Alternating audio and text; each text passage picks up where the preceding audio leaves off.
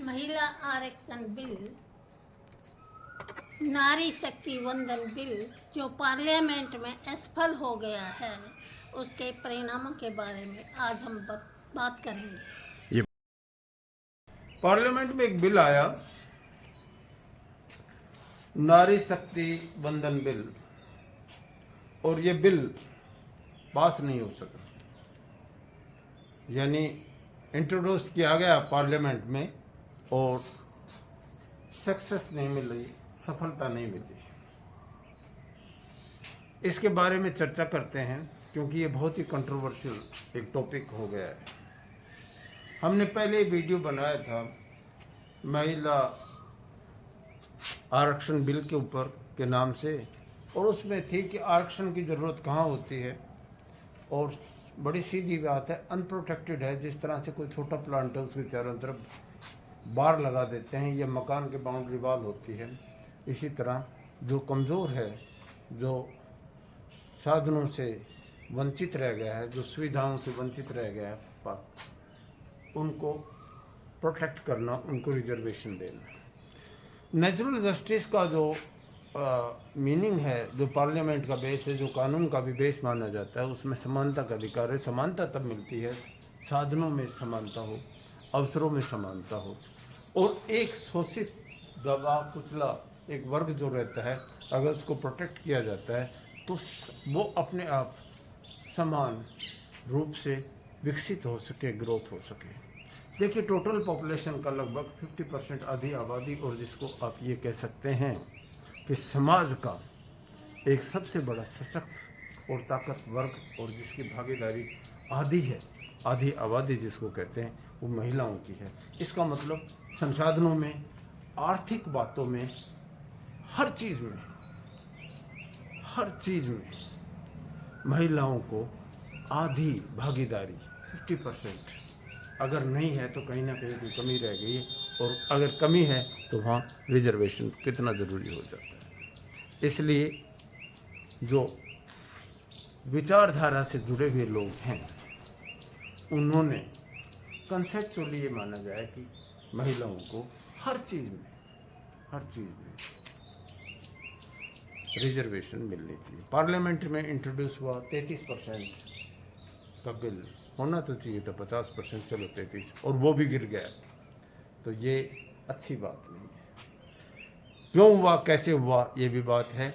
इसमें नीति और नीयत की भी बात होगी, नीति और नीयत की बात होती है। वो लाइनें फिर याद आ जाती हैं,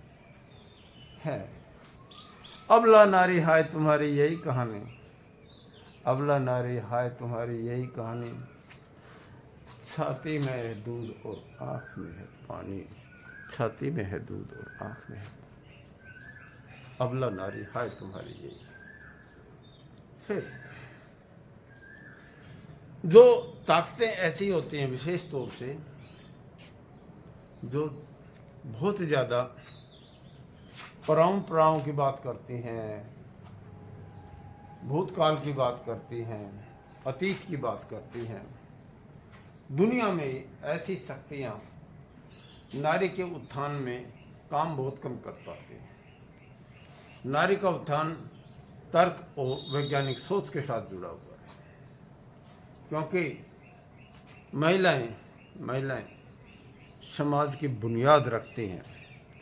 समाज का सृजन महिलाओं से होता है, और कितनी अनेक चालें चली गई होंगी उनको इस अधिकार से, खास तौर से उनके राजनीतिक अधिकार के, आर्थिक अधिकार के, और एक सांस्कृतिक स्थापना में उनका जो स्थान होना चाहिए, वहाँ से वंचित करना चाहिए। व्यवहारिकता ले लें आप, आज़ाद भारत में कितने राष्ट्रपति महिलाएं बनी हैं? सिर्फ 2। प्रधानमंत्री कितनी बनी है? 1। इस समय कितने स्टेट्स के गवर्नर हैं महिलाएं? ये गिन लीजिए। मुख्यमंत्री सिर्फ 2 हैं। कितनी यूनिवर्सिटीज़ के वाइस चांसलर महिलाएं हैं? कितने हाई कोर्ट के जजेस महिलाएं हैं? मुख्य न्यायाधीश कितनी बनी है? यानी पग पग पग पर आरक्षण और सुविधाओं की ज़रूरत पड़ती है, जिनसे वंचित कर दिया गया है। और लंबे समय तक अगर किसी का दमन और वंचित किया जाता है तो वो एक शोषित वर्ग बन जाता है, वो शोषित वर्ग बन जाता है। और बड़ी सीधी बात एक कही जाती है, अगर ह्यूमन डेवलपमेंट इंडेक्स में महिलाओं का पार्टिसिपेशन इन वर्कफोर्स यानी उनकी भागीदारी वर्कफोर्स में, कामगार में कम है, तो इसका मतलब अच्छा समाज नहीं है। एक वर्ग को पीछे छोड़ दिया गया है, एक वर्ग को पीछे छोड़ दिया गया है। यहाँ बार बार ये बात आएगी, मेल फीमेल में मुख्य रूप से सही बात है कि दोनों के अपने अपने काम हैं, दोनों की अपनी अपनी भागीदारी है और मिलकर चीज़ें आगे ले जाते हैं। भेद हैं, काके कृष्ण पिके कृष्ण कह भेदे पिका क्यों, काके कृष्ण पिके कृष्ण कह भेदे पिका क्यों, वसंत काले तात काके काके पिके पिके। जब बसंत ऋतु आती है तो कौवा कौवा रहता है, कोयल कोयल होती है। ये मीठी और मृदु भाषा, आप ये देखिए लता मंगेशकर का गाना सुनिए, एक आशा भोंसले के गाने सुनिए, जैसे समुद्र की लहर चल रही हो, एक सुगम संगीत के साथ जुड़े हुए वो महिलाएं हैं। और मैं बार बार कहता हूँ 33% क्यों, 50% करो, 50। हाँ, एक बात पक्का है, एक बात निश्चित है, और ये कन्फर्म मान लेना, कन्फर्म है, 2029 में ये मुद्दा जरूर रहेगा, ये एक बड़ा भारी मुद्दा जरूर रहेगा। और ये आरक्षण में नाम कुछ भी दे, कुछ लोग शब्दों को बहुत अच्छी तरह से कंस्ट्रक्ट करते हैं, आर्किटेक्ट्स ऑफ वर्ड्स हैं। जैसे शिल्पा रमन्ना है, शिल्पी हैं ये, वो हैदराबाद में कभी जाओ तो सुंदर देखना, बहुत आर्टिस्टिक वहाँ पर चीज़ें रखी हुई हैं, बहुत खूबसूरत चीज़ें। हिंदुस्तान की एक बेहतरीन जगह है, वहाँ ज़रूर देखें।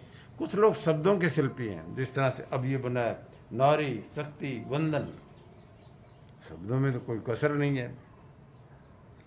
अरे आरक्षण सीधे दो सच्चे मन से, जिस तरह से इकोनॉमिक वीकर सेक्शन का फटाफट लागू हो गया, एग्जीक्यूट हो गया, सब कुछ हो गया फटाफट। इसके साथ वही हो रहा है जो मंडल आयोग के साथ हुआ था, बुनियादी आयोग ने रिपोर्ट दे दी और जब वीपी सिंह को लाभ लेना था 1993 में जब लागू किया, राम नाम की लूट है, लूट सके तो लूट, अंत काल पछताएगा जब प्राण जाएंगे छूट।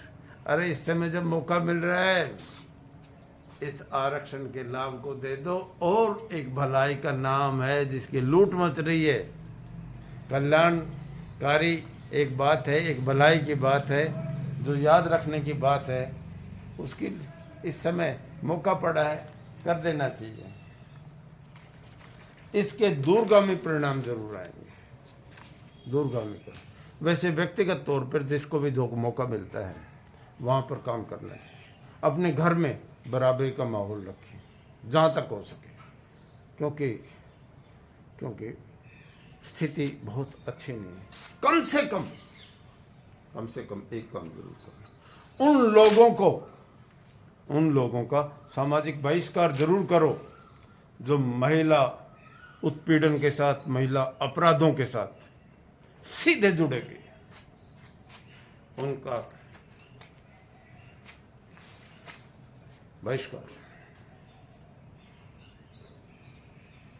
क्योंकि बहकाने से बात नहीं बनती, सच्चाई है वो अपना रास्ता निकाल लेती है। सांप सीढ़ी का खेल है, इसको बंद करके अपने सीधे सीधे रास्ते पर रहें तो ज़्यादा ठीक है। ये स्क्रिप्टेड चीज़ें कब तक चलेंगी? नीति और नीयत दोनों को साफ रखें, नीति और नीयत।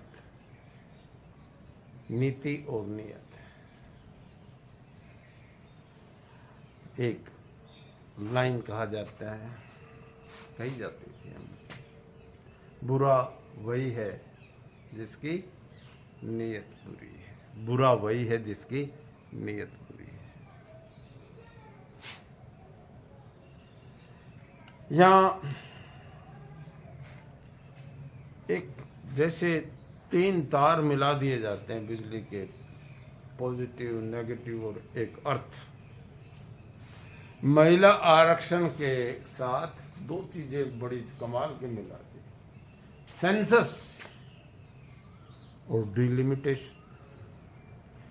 भाई 10 साल में सेंसस होती है, 2021 में होनी थी, किसने रोका था? कर लेते थे। मैंने तो वीडियो भी डाला था इस बात पे, सेंसस करवाना चाहिए। डेटा नहीं होगा तो आप प्लान्स को एग्जीक्यूट किस तरह से करोगे? Data is very important. Data से बड़ी चीज क्या होगी? इसी तरह से आपने डिलिमिटेशन करना है, बड़े सरल सी चीजें हैं, अगर कॉम्प्लेक्स बनाना कहीं विरोध है तो उसका सीधा है कि जितनी है एक अनुपात में, जहां जहां जितनी है उसको कर दे। जैसे हरियाणा के 10 हैं, आप 1.5 गुना करना चाहते हो तो 10 को 1.5 से करें, 15 कर दें, जहां 20 है वहां 30 कर दें, जैसे थी उसको 1 गुना कर दें। लेकिन फिर वही बात है, नीयत कहाँ है? न सीरत बुरी है न सूरत बुरी है, बुरा वही है जिसकी नीयत बुरी है। नीयत को साफ रखें, नीयत को। ये ट्रैक्टर छोटा और ट्रॉली बड़ी हो गई है। आरक्षण के साथ 2 चीजें, ट्रैक्टर एक ट्रॉली और 2 लगा दी, एक सेंसस लगा दी, एक डिलिमिटेशन हो गया, 2 ट्रॉली, और वो भी एक मिट्टी की भरी हुई, एक खाद की भरी हुई। बेचारा ट्रैक्टर खींचेगा कैसे? उसकी हॉर्स पावर कम हो गई है। हाँ, एक बात जरूर है, एक बात जरूर है, कुछ लोग कुछ सम्मानित लोग, ऑनरेबल में मर्यादा की बड़ी बात करते हैं। मर्यादा, ये शब्द बड़ा ऑनरेबल, एक डिग्निटी।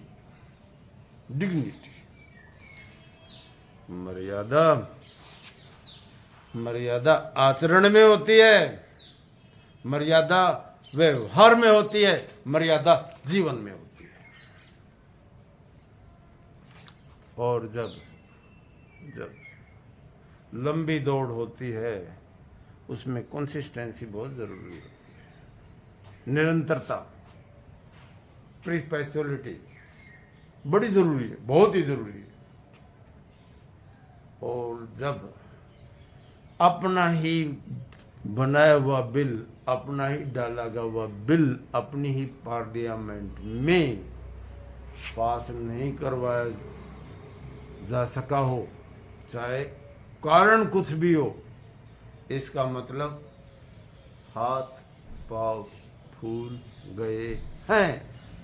इसका मतलब पॉलिसी को पैरालिसिस हो गया है, पॉलिसी को पैरालिसिस हो गया है।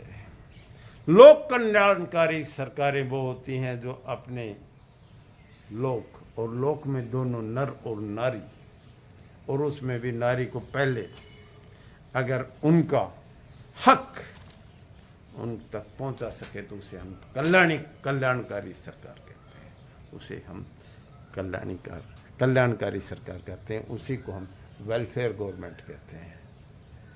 This is Jai Hindam, this is Ravindra Singham, this is Ravindra Singham. गुलशन रहा तो गुल खिलते रहे,